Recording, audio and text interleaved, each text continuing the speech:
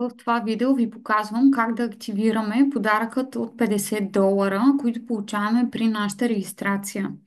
Отново сме в логин менюто. Не е нужно всеки път да го правите. Аз го правя с цел да стане нещо познато и да не се спирате, нали, на ниво логин. Но веднъж, когато сте влезнали през вашия браузър, който използвате, би следвало автоматично да сте си в профила. С всяко влизане в профила, платформата ни изпраща директно в основния панел, където е нашия профил. И всъщност, ето тук имаме едно подаръче. Първото нещо, което виждаме, почти, това са нашите $50 и това всъщност е менюто, през което ние да си ги вземем, така да кажа.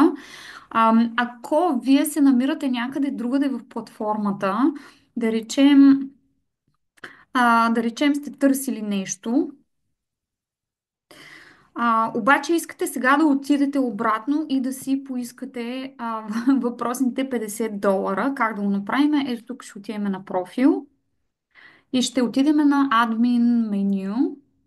Вие като администратор на вашия профил и ето ни обратно отново в това меню. Където и да се намирате в платформата, начинът по който да се върнете обратно в този панел е през админ меню. Нали, в момента не е активно, защото ние сме там. И нека да си вземем $50. Нещо, което трябва да имате подготвено предварително е паспорт, книжка шофьорска. Това са така интернационални документи, които платформата признава. Т.е. с лична карта няма да стане, защото това е американска компания. Личните карти, както знаем, са така европейски документ. Имайте под ръка един от тези два документа и бъдете готови да снимате себе си едно селфи с цел верификация. Аз ще направя тази процедура през моя компютър. Предполагам, че ако вие го правите през телефон, ще е още по-лесно. Нека да видим. Отивам на Complete KYC Verification. Тук трябва да тикнем, което всъщност ни предупреждава, че точно трябва да имаме документ за самоличност, в случая паспорт или а, шофьорска книжка и да бъдем, нали, готови да си направим снимка. И същото обяснение, ако използваме компютър, би трябвало да имаме включена камера и съответно интернет. Тези 4 тикчета, които току-що маркирах, обясняват именно това. След като съм ги маркирала, бутона вече е активен, мога да продължа. И нека да видим.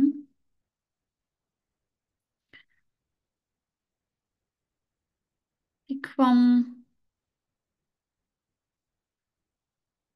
Това са тикчетата за протекция.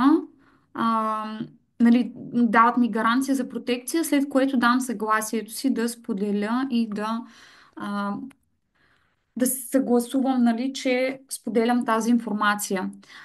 Сега, ако документа ви е от България, оставяте регион България. Ако документа ви е от някоя друга страна, избирате го, просто защото няма да има съвпадение. В моя случай това ще е United Kingdom.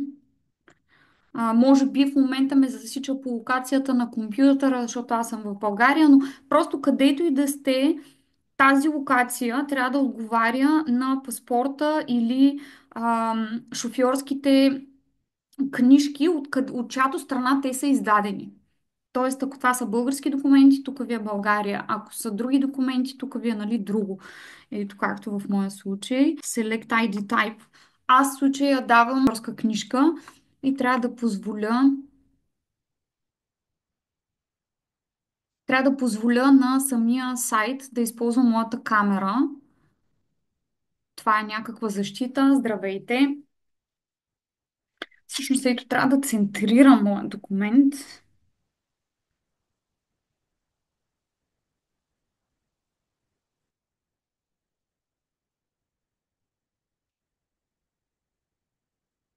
А, Дори не ми се наложи да качвам снимка, защото просто документа беше сканиран. Следващата стъпка е селфи. И нали, имаме инструкции как да застанеме,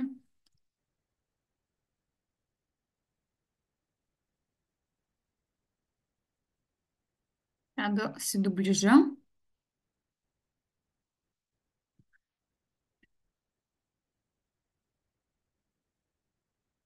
Видяхте колко близичко трябваше да бъда и да застана сравнително неподвижно, за да може самата система да ме сканира.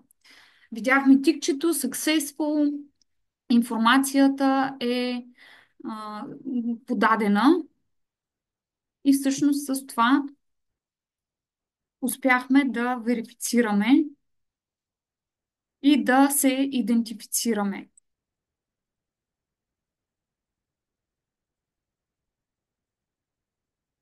И ето, че успях да ги поискам, така да се каже. И ето тук вече автоматично те се появиха. Това са ми 50 круизни точки, 50 круизни долара, които мога да изхарча в рамките на платформата. Това са долари само единствено налични за харчене в платформата. Нали, те нямат възможност да бъдат изтеглени през някаква дебитна карта или каквото и да било друго. Това са точки, които са така наречените круизни и реално мога да заплащам с тях някои от круизите, които платформата предлага.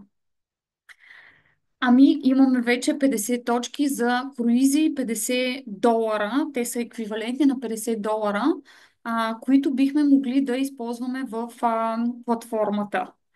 В следващото видео ще ви покажа как може да избирате от различните пакети и разликата между тях, за да изберете най-подходящия за вас и да станете член, за да може да събирате повече точки за вашите бъдещи пътешествия. Чао и до скоро!